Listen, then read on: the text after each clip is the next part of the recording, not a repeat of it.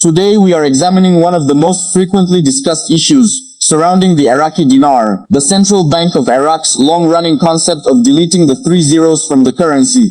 This subject has generated enormous interest among dinar followers because it is often connected to another completely different possibility, a major change in the dinar's exchange rate.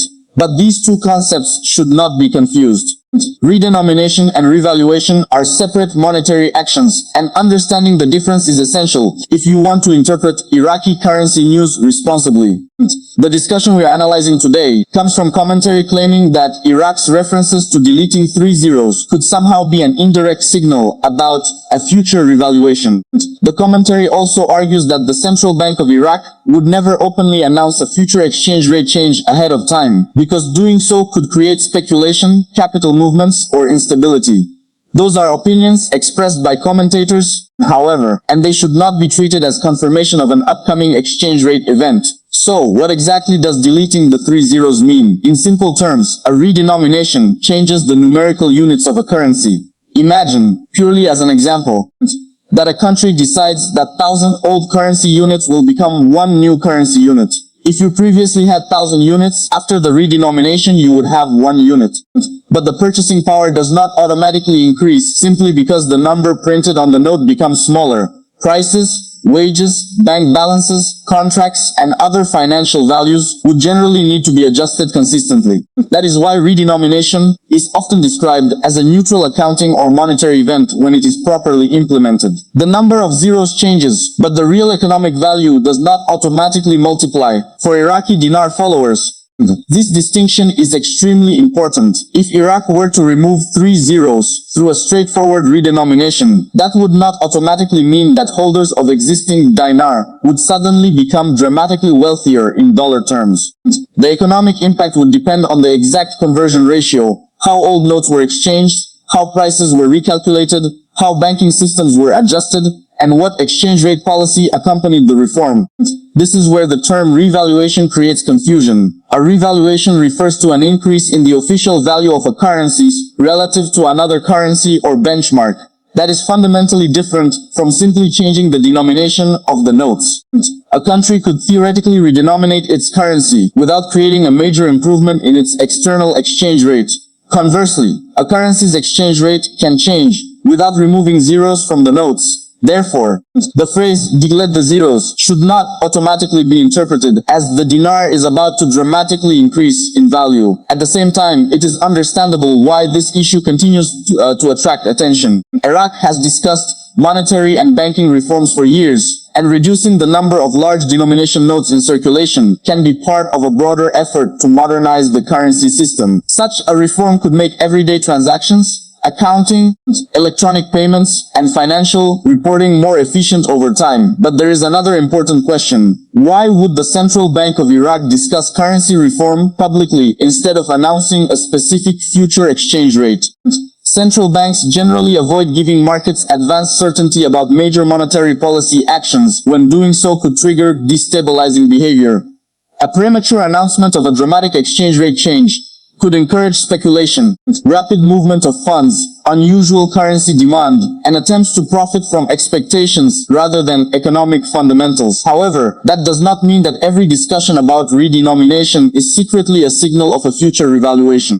This is where we need to separate evidence from interpretation. The supplied commentary claims that Iraqi authorities deliberately use language about deleting zeros and increasing purchasing power as a way of communicating indirectly. That may be one commentator's interpretation, but there is no basis in the paragraph itself to establish that the central bank is secretly communicating a predetermined exchange rate to international currency holders. In financial analysis, the safest approach is to focus on official policy, measurable economic indicators, and documented decisions, rather than trying to decode every statement as a hidden message. For Iraqi dinar followers, the more meaningful question is not simply whether 3 zeros could eventually disappear. The bigger question is whether Iraq's economic and financial conditions can support a stronger and more sustainable currency over the long term. That depends on several factors. Iraq's fiscal position matters because government spending, oil revenues, budget management, and public sector obligations all influence monetary stability. Oil remains central to Iraq's economy, which means changes in global oil prices and export revenues can have a significant effect on government finances and foreign currency flows. Banking sector reform is also extremely important. A modern currency system requires trustworthy banks, effective compliance procedures, strong electronic payment infrastructure, and integration with international financial standards.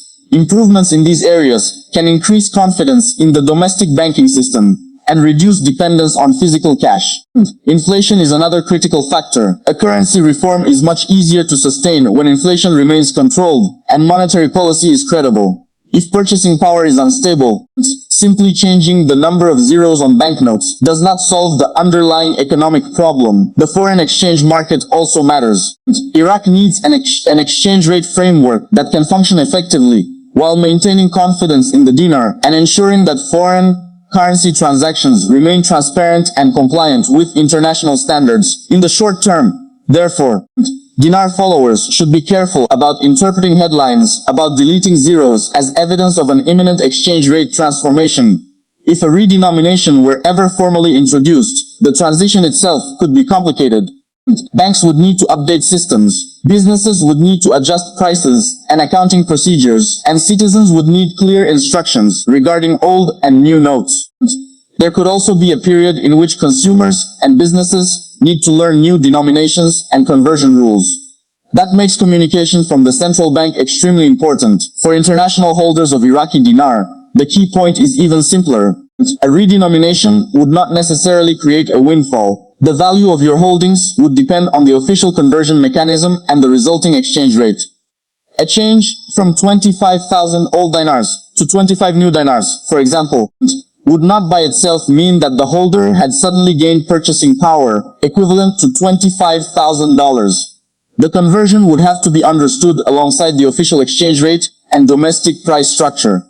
Looking further ahead, however, successful monetary and banking reforms could have positive implications for Iraq's economy. A more efficient currency structure could reduce transaction complexity. Stronger banking infrastructure could encourage greater use of formal financial services. Better electronic payments could reduce reliance on physical cash. Improved financial transparency could strengthen relationships with international institutions and financial partners. Those developments could contribute to greater economic stability, but they would be gradual processes rather than overnight events. This is also why claims that a specific exchange rate is guaranteed should be approached with caution. Whether the dinar eventually strengthens, remains broadly stable, or changes through a redenomination depends on decisions that have to be evaluated through official policy and economic conditions. The commentary we are analyzing makes another strong claim: that the Central Bank of Iraq provides misinformation and would never openly announce a revaluation in advance. That statement should be treated as an allegation rather than established fact. Central banks certainly manage sensitive information carefully, but accusing an institution of deliberately lying requires evidence. Responsible financial reporting should not present such accusations as proven simply because they fit a particular currency narrative.